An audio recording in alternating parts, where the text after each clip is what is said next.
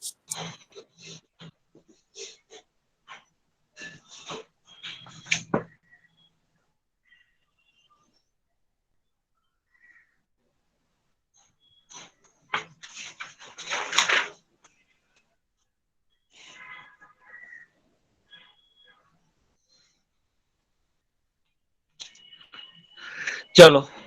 આપણે આજે સ્ટાર્ટ કરીએ છીએ નવું chapter, chapter number 4. Chapter number 4 નામ છે એનું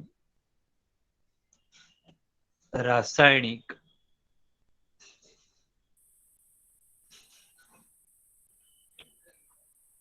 ગતિકી.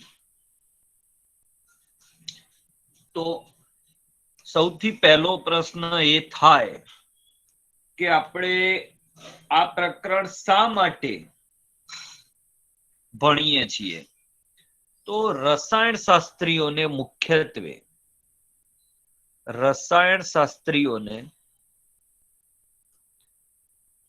મુખ્યત્વે અમુક પ્રશ્નો હોય છે. કયા કયા પ્રશ્નો એ હોઈ શકે છે? તો મુખ્યત્વે એમાં કયા પ્રશ્નો હોઈ શકે છે? તો પહેલો પ્રશ્ન એમાં હોઈ શકે છે કે પ્રક્રિયા આપમેળે થશે કે નહીં? પહેલો પ્રશ્ન આ હોય. કોઈ પણ પ્રક્રિયા આપમેળે થશે કે નહીં, આ પહેલો પ્રશ્ન હોય. તો બોલો આનો જવાબ કોણ આપશે? કયું ચેપ્ટર આપે? કોઈ પ્રક્રિયા આપમેળે થશે કે નહીં એ કેમ નહીં ખબર? ધોરણ 11 શાસ્ત્ર.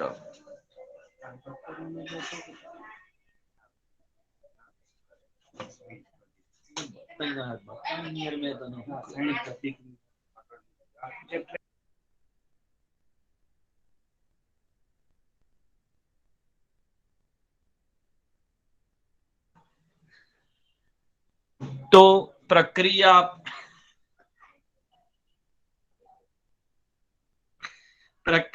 આપમેળે થશે કે નહીં,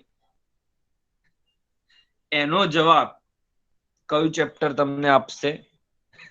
ચેપ્ટર નંબર 6 ઉષ્માગતિશાસ્ત્ર. બીજો પ્રશ્ન એ આવે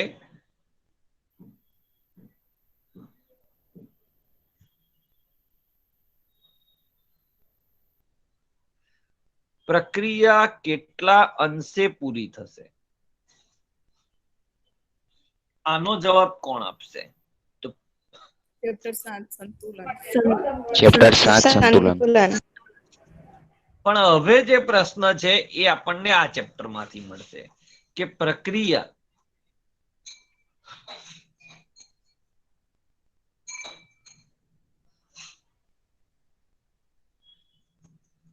કેટલા સમયમાં પૂર્ણ થશે? બરાબર. 3 પ્રશ્નો. પહેલો પ્રશ્ન પ્રક્રિયા આપમેળે થશે કે નહીં, તો એનો જવાબ ક્યાંથી મળે? ઉષ્માગતિશાસ્ત્ર. લેસ ધેન 0 હોવો જોઈએ. હા. પછી સંતુલનમાં જો k is very very greater than 10⁻³ તો પ્રક્રિયા પૂર્ણતાને આરે છે. યાદ છે ને? પ્રક્રિયા કેટલા સમયમાં પૂરી થશે એના માટે જે પ્રકરણ છે એ આપણું આજનું ચેપ્ટર, જેનું ઇંગ્લિશ નામ છે chemical kinetics. Okay, chemical kinetics, જેનું ગુજરાતી થાય રાસાયણિક ગતિકી.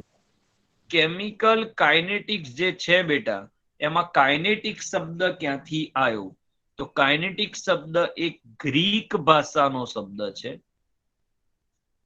જેનો અર્થ થાય છે હલન ચલન અથવા ગતિશીલ હોવું. એટલે પ્રક્રિયાની ગતિશીલતા સાથે સંકળાયેલો શબ્દ. બરાબર, તો આ જે શબ્દ છે એ એના ઉપરથી શબ્દ આવ્યો. ખબર તમને જૂના જમાનામાં કાઇનેટિક આવતી હતી, જેમ અત્યારે સ્કૂટી, એક્ટિવા એ બધું આવે છે ને એ. તો કાઇનેટિક શબ્દ જે છે એ કાઇનેસિસ નામના ગ્રીક શબ્દ પરથી આવ્યો છે. ઓકે, તો આપણે આ પ્રકરણમાં શું ભણવાના છીએ એની ચર્ચા.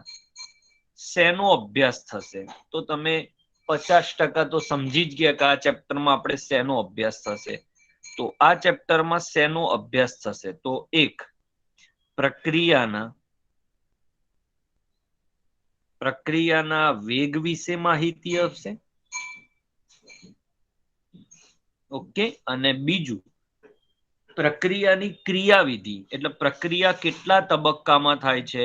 ઘણીવાર આપણે જોઈએ કે હું મારા ઘરેથી અંબાજી જઉં તો કઈ એક જ તબક્કામાં ના જઉં, વચ્ચે હોલ્ટ લઉં. તો એ કેટલા હોલ્ટ લીધા એના વિશે આપણને માહિતી ક્રિયાવિધિ ની માહિતી આપણને મળશે. બરાબર, તો આ બધી વસ્તુ આપણને ક્યાંથી મળશે જાણવા? તો રાસાયણિક ગતિકીમાંથી. એટલે રાસાયણિક ગતિકીમાં શેનો અભ્યાસ કરવામાં આવે છે? તો શોર્ટમાં કહીએ તો રાસાયણિક ગતિકીમાં પ્રક્રિયા વેગ તથા તે વેગને અસર કરતા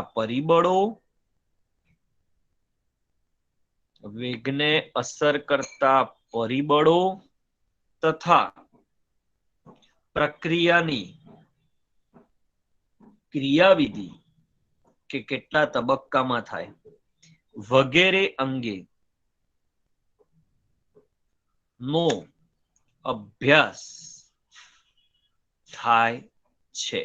એટલે રાસાયણિક ગતિકી એક એવી બ્રાન્ચ છે જેમાં તમને જાણવા મળશે કે ભાઈ પ્રક્રિયા જે છે એ પ્રક્રિયા કેટલા સમયમાં પૂરી થશે, એ પ્રક્રિયાને ઝડપી બનાવવી હોય તો શું કરવું, પ્રક્રિયાની ક્રિયાવિધિ શું હશે, આ બધા વિશેની માહિતી તમને આમાં મળશે. ઓકે, તો આ રીતે આપણે જાણી શકીએ. તો આ પ્રસ્તાવના થઈ ગઈ. હવે આપણે રાસાયણિક ગતિકી અને ઉષ્માગતિશાસ્ત્ર એકબીજા વગર ચાલી ના શકે એના પર ચર્ચા કરીએ કે ઉષ્માગતિશાસ્ત્ર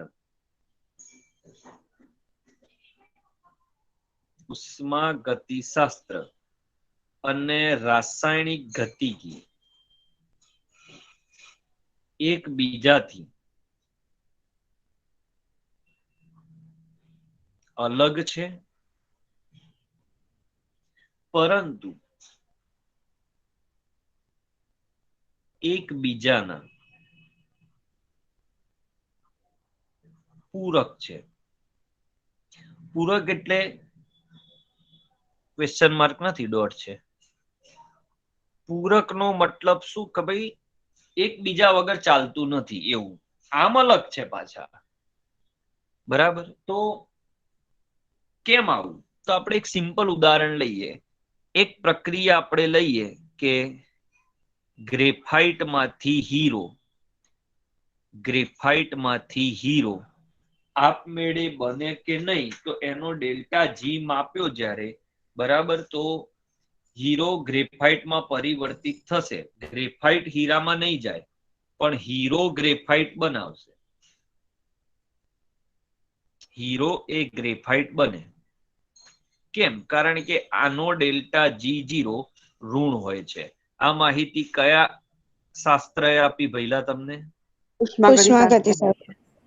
પણ વાસ્તવમાં હવે જાણવા જેવી વાત એ છે, વાસ્તવમાં એવું છે કે હીરાને ગ્રેફાઇટમાં રૂપાંતર થવા માટે આશરે 100 વર્ષથી વધારેનો સમય લાગે. એટલે રાસાયણિક ગતિકીએ તમને મદદ કરી કહેવાય. એટલે હીરામાંથી ગ્રેફાઇટ બને છે એ ઉષ્માગતિશાસ્ત્રએ કહી દીધું. બરાબર, પણ પ્રોબ્લેમ એ છે કે એ બની જ ના શકે, બની જ ના શકે. એટલા વર્ષો એની અંદર લાગે છે. એટલે આપણે જીવીએ ત્યાં સુધીમાં તે હીરો ગ્રેફાઇટ નથી બનતો. એટલે આપણે મરીએ ત્યાં સુધી શું માનીએ કે હીરો ગ્રેફાઇટ બને નહીં. પણ ઉષ્માગતિ શાસ્ત્ર શું કે છે? બને છે. બને. બને છે. પણ બને છે. રાસાયણિક ગતિકી શું કે છે? ના બને. 100 ના બને. ના બને. આપણી એટલે બને પણ આપણે ના જોઈ શકીએ. આપણે જીવીએ ત્યાં સુધી ના બને. એટલે તમે હીરાની ખરીદી કરી હોય તો 2 પેઢી પછી એ ગ્રેફાઇટ થઈ જાય, પણ તમને તો એ ગ્રેફાઇટ જોવા ના જ મળે. એટલે બંને એકબીજાના કોમન હોવું જોઈએ. ધારો કે એક વિદ્યાર્થી છે, એક ઉદાહરણથી હું સમજાવું, હજી પ્રસ્તાવનામાં જ છીએ, હજી ચેપ્ટર ચાલુ નથી થયું, ડોન્ટ વરી. એક વિદ્યાર્થી છે એ, એને એક પ્રક્રિયા આપી એક્સ. બીજો વિદ્યાર્થી છે બી, પ્રસ્તાવનામાં છીએ આપણે, એને પ્રક્રિયા આપી વાય, સોરી એક્સ જ આપી એને પણ. હવે આને ઉગસા ચેપ્ટર આવડે છે, ઉષ્માગતિશાસ્ત્ર આવડે છે, અને આ ભાઈને રાસાયણિક ગતિકી ચેપ્ટર આવડે છે. બરાબર? હવે શું થશે? તો વિદ્યાર્થી એ કહી દેશે કે પ્રક્રિયા એક્સ આપમેળે થાય છે. થાય કે છે નહીં? નહીં. કહી દીધું કે ભાઈ થાય છે, ચલો થાય છે. પણ હવે મેં વિદ્યાર્થી એને એવું પૂછ્યું કે ભાઈ આ પ્રક્રિયા થાય છે તો કેટલા સમયમાં પૂરી થાય છે? તો વિદ્યાર્થી એ એવું કહે છે કે સાહેબ એવું બધું મને પૂછો નહીં, મને તો ખાલી એટલું આવડે કે આ પ્રક્રિયા થશે નહીં કે થાય. કે નહીં. નહીં. એનાથી વધારે મને કઈ આવડતું નથી. નથી. નથી.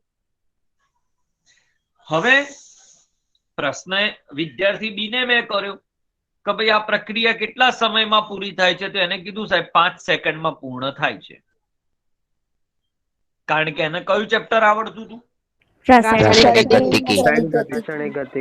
હવે તમે મને એમ કહો કે મારે ઉષ્માગતિ શાસ્ત્રની જરૂર છે કે રાસાયણિક ગતિકીની જરૂર છે? રાસાયણિક ગતિકીની. રાસાયણિક ગતિકીની. એવું એમ? રાસાયણિક ગતિ બંનેની જરૂર છે. બંનેની બંનેની જરૂર જરૂર. બંને બંને. બંનેની જરૂર છે. બંનેની જરૂર છે, બંનેની જરૂર છે. પણ આ વિદ્યાર્થીને નથી આવડતું, આને નથી આવડતું. એટલે વિદ્યાર્થીને ઉષ્માગતિ શાસ્ત્ર આવડે અને રાસાયણિક ગતિકી ના આવડે એવું બને. એ જ રીતે રાસાયણિક ગતિકી આવડે એને ઉષ્માગતિ શાસ્ત્ર ના આવડે એવું બને, કારણ કે બંનેના કોન્સેપ્ટ જુદા છે. પણ મારે પ્રક્રિયા વિશે બધું જાણવું હોય તો મને તો બધું આવડવું જોઈએ ને. સમજાય છે શું કહું છું? હા. મતલબ રાસાયણિક ગતિકીને ઉગસા સાથે કોઈ લેવા દેવા નથી, અને ઉગસાને રાસાયણિક ગતિકી સાથે લેવા દેવા નથી. પણ મારે તો બંનેની જરૂર છે. એટલે બંને એકબીજાથી અલગ છે, છતાં એકબીજાને મદદ કરે છે.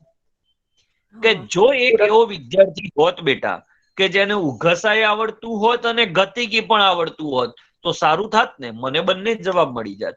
આમ કોઈ પણ રાસાયણિક પ્રક્રિયા આપમેળે થશે કે નહીં એ જાણવા માટે, કોઈ પણ રાસાયણિક પ્રક્રિયા આપમેળે થશે કે નહીં એ જાણવા માટે ઉગસા જરૂરી છે, અને એ કેટલા સમયમાં પૂરી થાય છે એ જાણવા માટે શું જરૂરી છે? રાસાયણિક ગતિકી. આમ બંને એકબીજાથી અલગ છે પણ બંને એકબીજાના પૂરક છે.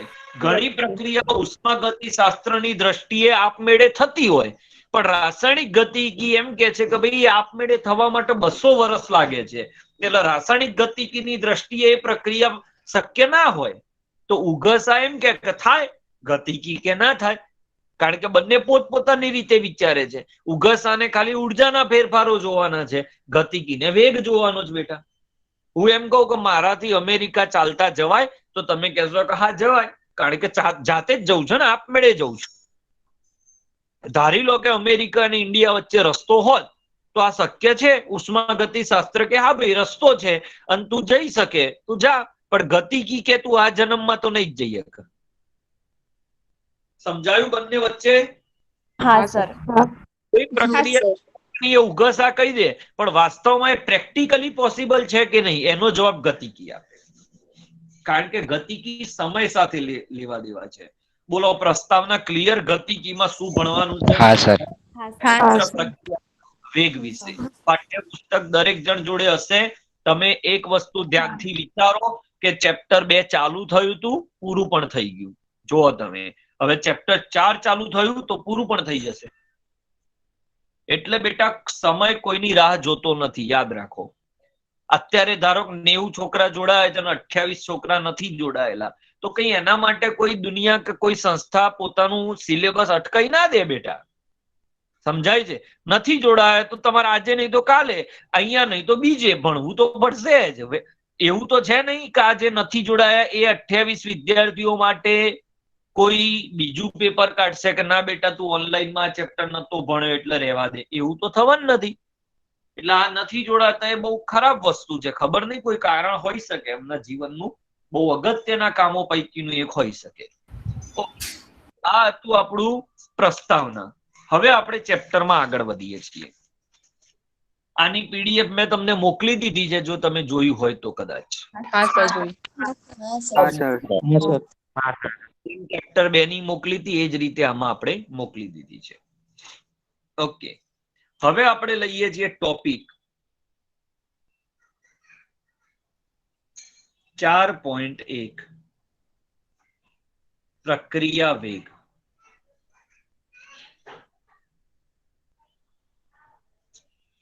પ્રક્રિયા વેગ. તો પ્રક્રિયા વેગ ના આધારે પ્રક્રિયાઓને કેટલા ભાગમાં વહેંચી શકાય? તો મુખ્યત્વે 2 ભાગ. અતિ ધીમી પ્રક્રિયા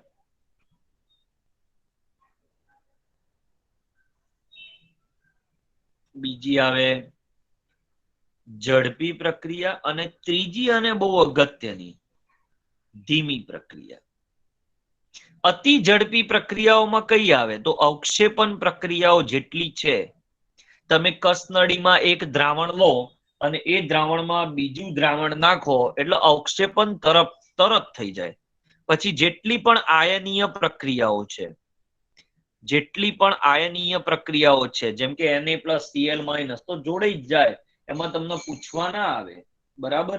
તો સિલ્વર નાઇટ્રેટ સોડિયમ ક્લોરાઇડ ના દ્રાવણ સાથે પ્રક્રિયા કરે. આ સિલ્વર નાઇટ્રેટ છે, બરાબર, અને આ સોડિયમ ક્લોરાઇડ છે.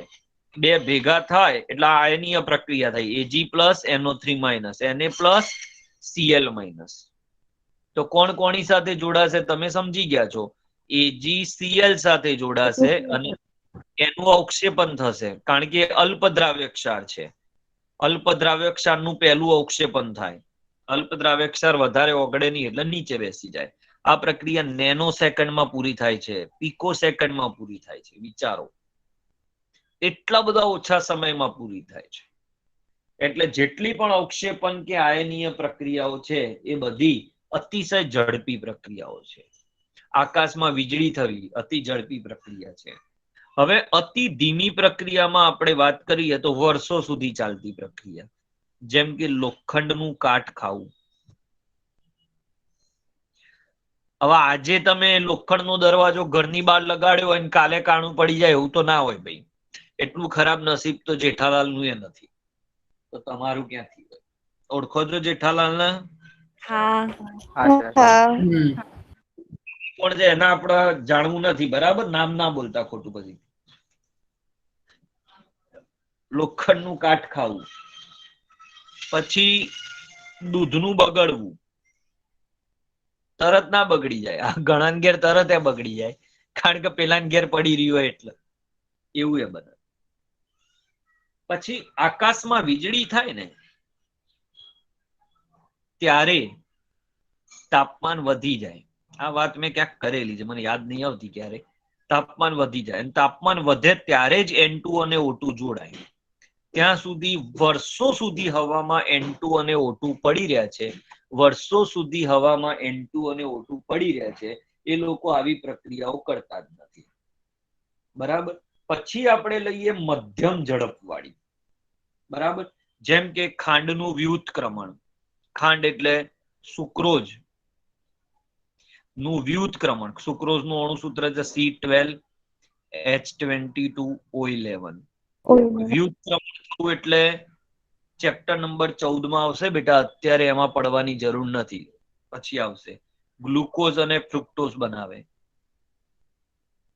C6H12O6, C6H12O6. આને કહેવાય ગ્લુકોઝ અને આને કહેવાશે ફ્રુક્ટોઝ. ગ્લુકોઝ અને ફ્રુક્ટોઝ બને. પછી આવી તો ઘણી રિએક્શન છે. હેબર વિધિ, N2+ 3H2 2NH3, સ્ટાર્ચ નું જળ વિભાજન કરવું, સ્ટાર્ચ. તો હું તમને મુખ્ય પ્રશ્ન હવે પૂછવાનો છું. પહેલા તો 2 માર્ક્સ નો બહુ સહેલો પ્રશ્ન બની ગયો. પ્રક્રિયાના વેગના આધારે પ્રક્રિયાના પ્રકાર યોગ્ય ઉદાહરણ સાથે સમજાવો. તો તમારી જોડે 3 પ્રકાર થઈ ગયા. અતિ ધીમી પ્રક્રિયાઓ જે ઘણો સમય લે, બરાબર. ઝડપી પ્રક્રિયાઓ જે નેનો સેકન્ડમાં પૂરી થઈ જાય, અને ધીમી પ્રક્રિયાઓ આવી છે. હવે પ્રશ્ન એ થાય, બોલો, રાસાયણિક ગતિકીમાં પ્રક્રિયા વેગનો અભ્યાસ કરવો હોય તો આમાંથી કઈ પ્રક્રિયાઓ ચાલે અને કઈ પ્રક્રિયાઓ ના ચાલે? રાસાયણિક ગતિકીમાં પ્રક્રિયા વેગ તમારે નોંધવો હોય, એટલે પ્રક્રિયાનો વેગ નક્કી કરવો હોય, તો પ્રક્રિયાનો વેગ નક્કી કરવા માટે આ 3 માંથી કોણ ચાલશે અને કોણ નહીં ચાલે? બોલો, કોઈ કહી શકશે?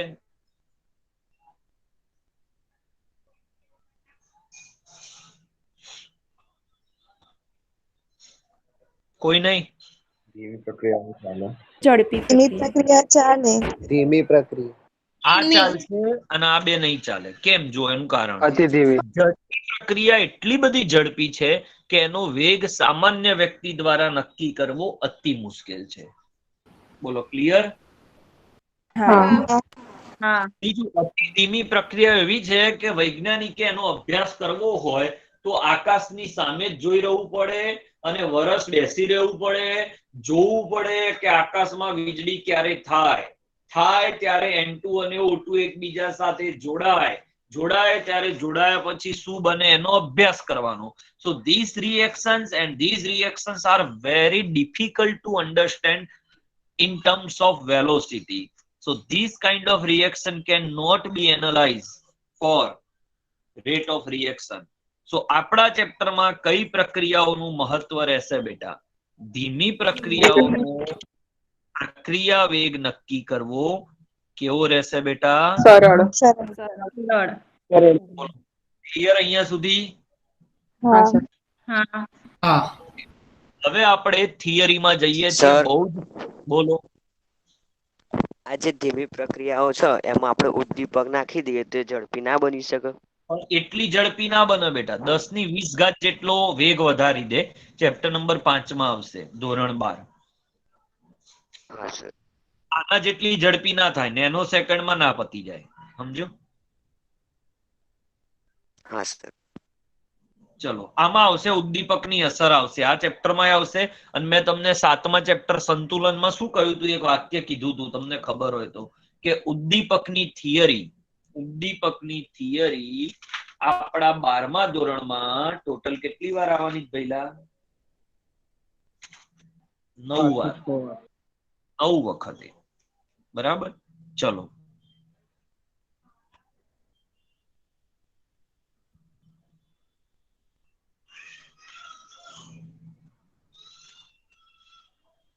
પ્રક્રિયા વેગ. તો સામાન્ય રીતે બેટા ફિઝિક્સ વાળા વેગને શું કે? બોલો, ફિઝિક્સ ની આપણે વાત કરીએ,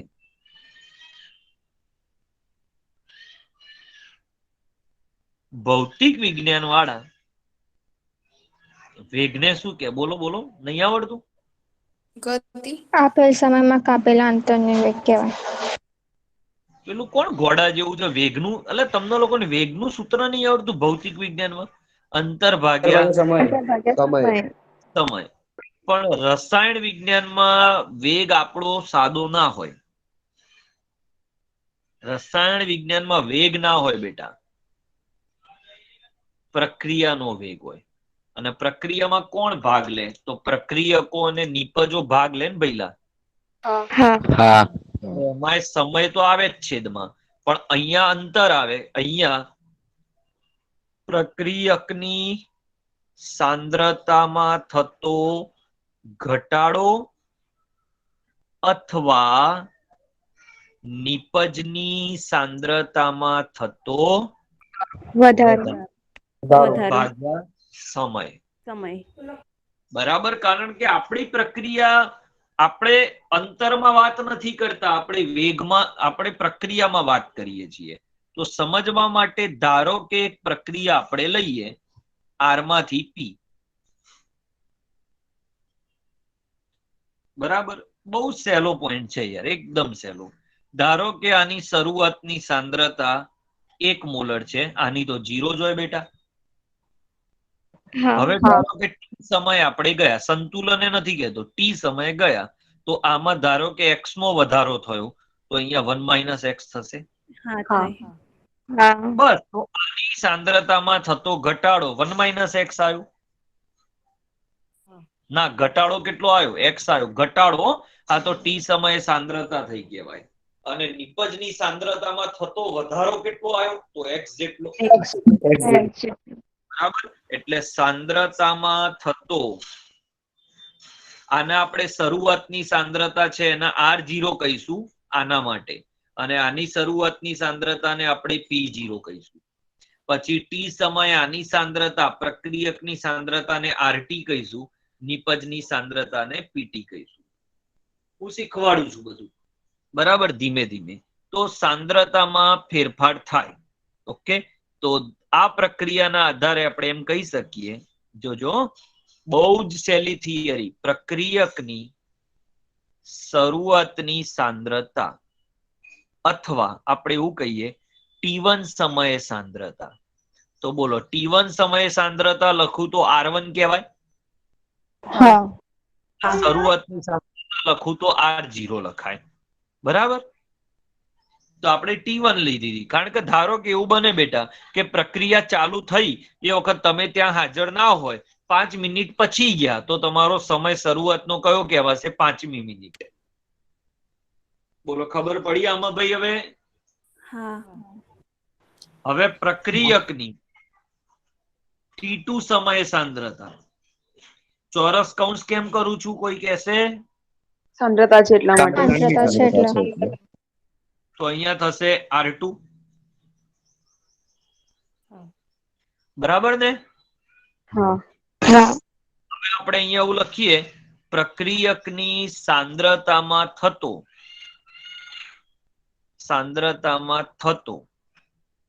ઘટાડો બરાબર અંતિમ માઇનસ પ્રારંભિક.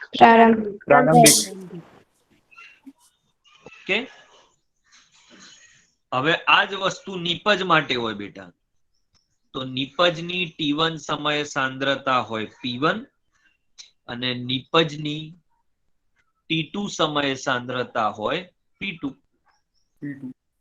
તો નિપજની સાંદ્રતામાં ઘટાડો થાય કે વધારો થાય? વધારો. નિપજની સાંદ્રતામાં વધારો. ઓકે, તો એનું સૂત્ર તો એ જ આવે, P2 - P1. અને સમયમાં થતો ફેરફાર, તો સમયમાં થતો ફેરફાર ડેલ્ટા T બરાબર T2 - T1. બોલો, આટલું લખ્યું ત્યાં સુધી ક્લિયર? હવે હું આને ગાણિતિક સ્વરૂપમાં ફેરવું છું ધીમે ધીમે. ઓકે, આ તો કઈ અઘરું છે જ નહીં બેટા. ચેપ્ટર ખાલી એક જ થિયરી એવી અઘરી છે, બાકી આખું ચેપ્ટર રમકડા જેવું છે. અને જે મેં વાત કહી હતી એ વાત ઉપર હું આજે પણ કાયમ છું કે 12માનું કેમિસ્ટ્રી બહુ જ ઈઝી છે. ઓકે, સૌથી પહેલા આપણે પ્રક્રિયા વેગની વ્યાખ્યા લખીએ, પછી એનું સૂત્ર તારવીએ. તો વ્યાખ્યા લખવા માટે હમણાં મેં પેલા પેજમાં લખ્યું હતું એ એકમ સમયમાં આમાં શું ગોખવાનું? Very easy. પ્રક્રિયકની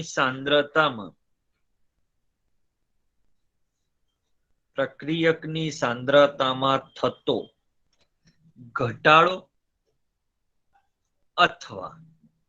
અથવા નિપજની સાંદ્રતામાં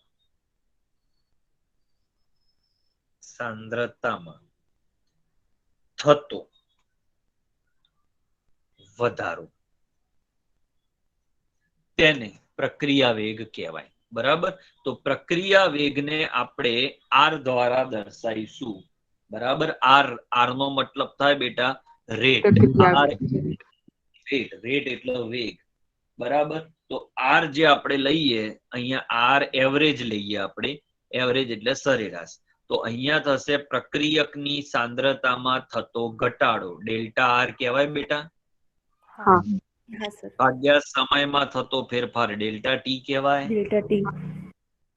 હવે એક જોરદાર પોઈન્ટ મૂકું છું, મને કહેજો મેં આ કેમ મૂક્યું. તમારા માટે ચેલેન્જ છે બેટા, જણાવો મને મેં આવું કેમ મૂક્યું. અહીંયા આગળ માઇનસ આવશે. બોલો કેમ માઇનસ આવ્યું? કોઈ જવાબ આપશે? અંતિમ નિપજ R2 માઇનસ ઓછો હોય. ઘટાડો થયો, R2 માઇનસ R1 કર્યું એટલે એમાં માઇનસ આવશે. બહુ સહેલું છે. R2 માઇનસ R1 એટલે ઓછામાંથી વધુ બાદ કર્યું ભાઈ. હા સર. હા R1 માં નું મૂલ્ય ઋણ આવશે બેટા. મળે. કારણ કે સાંદ્રતા ઘટે એટલે R2 નું મૂલ્ય ઓછું હોય પહેલા. હા બરાબર. એટલે ઋણ આવે. હવે આ જો ઋણ આવે, આ માઇનસ ના મૂક્યા હોય તો આ ઋણ આવે તો વેગ ઋણ થઈ જાય. હા પણ એક ઋણ તો હોય નહીં. હા ના ખબર પડી.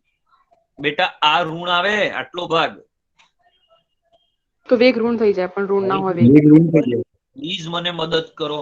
I am not here to teach you mathematics. I am here for chemistry. બેટા આ ઋણ કેમ થાય છે એ તો હું કેવી રીતે સમજાવું હવે? શું તમારું આટલું ખરાબ લેવલ હોઈ શકે? આટલું ખરાબ લેવલ હોઈ શકે આવું? નાનામાંથી મોટું બાદ થાય માટે. હા, નાનામાંથી મોટું બાદ થાય તો માઇનસ જ આવે ને. હવે આ હા. માઇનસ આ માઇનસ હોત તો વેગ માઇનસ આવત.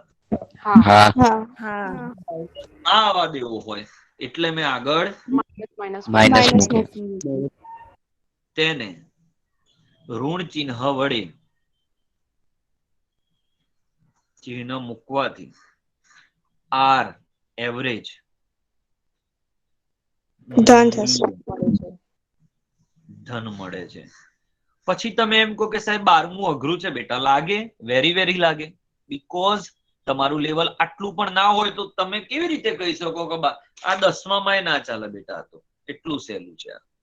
ચલો હવે જે ચર્ચા આપણે પ્રક્રિયક માટે કરી એ જ ચર્ચા હવે આપણે નિપજ માટે કરીએ. તો અહીંયા થશે delta P divide by delta T. બરાબર. હવે અહીંયા આગળ માઇનસ નહીં મૂકું હું. અહીંયા આગળ શું આવશે? પ્લસ. અમુક કે પ્લસ મૂકવા પડે, ના મૂકવા પડે, પણ કમ્પેરિઝનમાં તમને હાલ પૂરતું સમજાવવા મેં પ્લસ મૂક્યા. કેમ? કારણ કે નિપજની સાંદ્રતામાં વધારો થાય છે. એટલે વધારો થાય એટલે આ પદ મોટું આવે. ધન આવે ભઈલા. એટલે આર એવરેજ આપમેળે ધન થઈ જાય. એટલે તેના પદ આગળ ચિહ્ન મૂકવામાં આવતું નથી. ના આપે. બોલો ડન. હા ક્લિયર હશો તમે આઈ થિંક. બરાબર. હા સર. હવે આપણે વાત કરીએ કે ભેગું સૂત્ર કેવી રીતે લખાય. તો ભેગું સૂત્ર આ રીતે લખાય. આર એવરેજ બરાબર minus delta R by delta T equal plus delta P upon delta delta T. Okay. હવે તમને એમ કે પ્રક્રિયા વેગનો એકમ લખો. તો પ્રક્રિયા વેગનો સામાન્ય એકમ શું થાય બેટા? તો સામાન્ય એકમ થશે સાંદ્રતા ભાગ્યા સમય. અમુક કે તમે ગોખો છો એટલે આમાં હું ગોખું યાર. આ સાંદ્રતા છે ને આ સમય છે. સાંદ્રતા મોલારિટી એકમમાં મપાય એટલે મોલ પ્રતિ લીટરમાં. સમય જે છે એ નોર્મલી સેકન્ડમાં લેવાતો હોય છે. પણ પ્રક્રિયા જેવી હોય એવી, ધારો કે પ્રક્રિયા કલાકોમાં પૂરી થતી હોય તો અહીંયા કલાક ઇનવર્સ આવે, વર્ષો લાગતા હોય તો અહીંયા વર્ષ ઇનવર્સ આવે. ડન બેટા, ખ્યાલ આવ્યો? હા સર. હા સર. જુદા જુદા હોય. હવે આમાં જો વાયુરૂપ પ્રક્રિયકો આવી જાય, આમાં મારે શું ભણાવવાનું? કશું નહીં. વાયુરૂપ પ્રક્રિયક આવી જાય તો સાંદ્રતાની જગ્યાએ દબાણ આવી જાય તો વાતાવરણ. સમજાયું? હા સર. સેકન્ડ ઇનવર્સ, કારણ કે વાયુ માટે સાંદ્રતા કઈ? તો વાયુ માટે સાંદ્રતા એ એનો વેગ છે. વાયુ માટે સાંદ્રતા એ એનો વેગ છે. બરાબર? ક્લિયર છો અહીંયા સુધી? હા સર. હવે હું આલેખ દોરું છું આનો, બહુ જ ઈઝી આલેખ.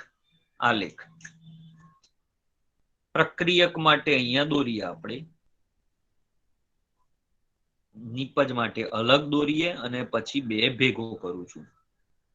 બરાબર?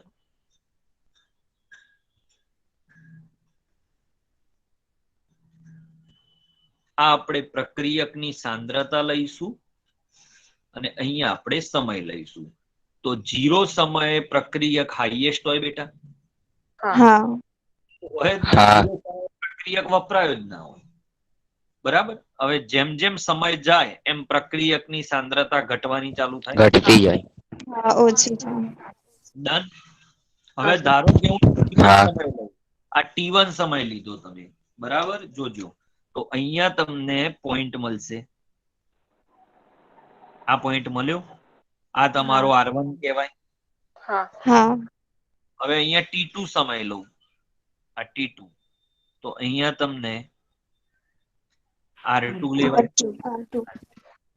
ઓકે, તો તમને ક્લીન દેખાય છે. આ જુઓ, દેખાય જ છે તમને કે સાંદ્રતામાં થયો ઘટાડો. ઘટાડો. ઋણ આવે, એનો ઢાળ પણ ઋણ આવે બેટા. અને તમને આને સરેરાશ વેગ કહેવાય, કારણ કે તમે આટલા ગાળા સુધી અભ્યાસ કર્યો. આ ગાળો કહેવાય. ઓકે, હવે નિપજ માટે દોરું.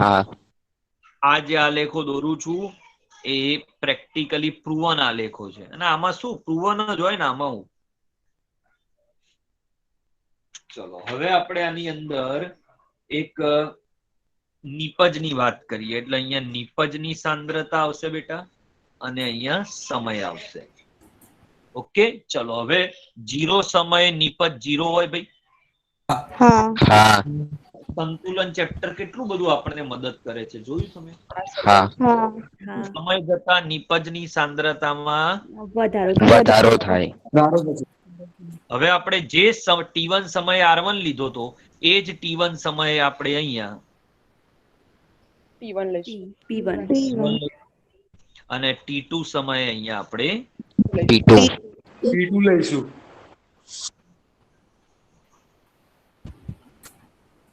P2 લઈશું.